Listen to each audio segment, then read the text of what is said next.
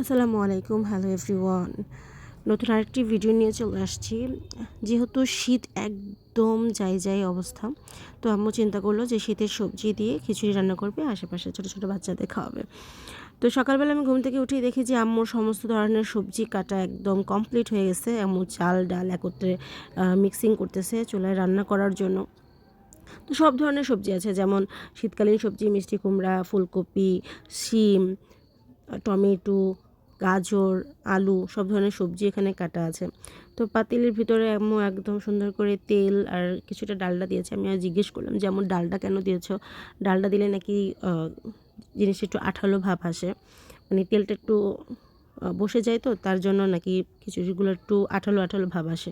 তো যার জন্য সেই ডালডা আর সব ধরনের গরম মশলা দিয়ে আম্মু অটোমেটিকলি চুলায় বসাই দিছে।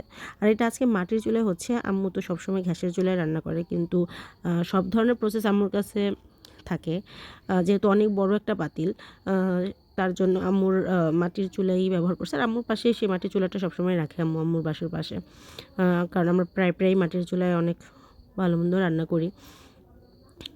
তো এই তো সব ধরনের মশলা দিয়ে দিচ্ছে, হলুদ মরিচ ক্যাজুয়ালি যাই হয়, ধনিয়ার গুঁড়া, জিরার গুঁড়া, লবণ, যা হয় সব ধরনের মশলাই আম্মু দিয়ে ভালো করে কষিয়ে নিচ্ছে।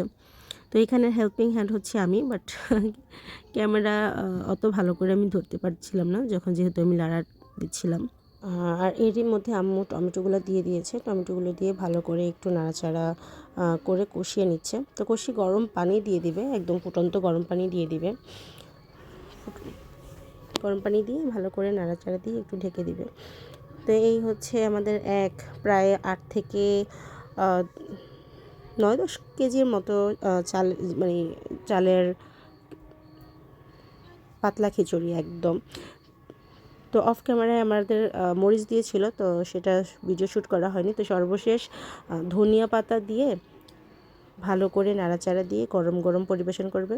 তো এগুলোই আস্তে আস্তে সবার বাড়িতে সার্ভ করবে বা বাচ্চাদের খাওয়াবে। তো আজকের জন্য এইটুকুই। নেক্সট কোনো ভিডিওতে আপনাদের সাথে দেখা হবে। টাটা, খোদাহাফেজ। ও হ্যাঁ, আমার ভিডিওগুলো যদি আপনাদের ভালো লাগে তাহলে অবশ্যই সাবস্ক্রাইব করে আমার পাশে থাকবেন। ধন্যবাদ।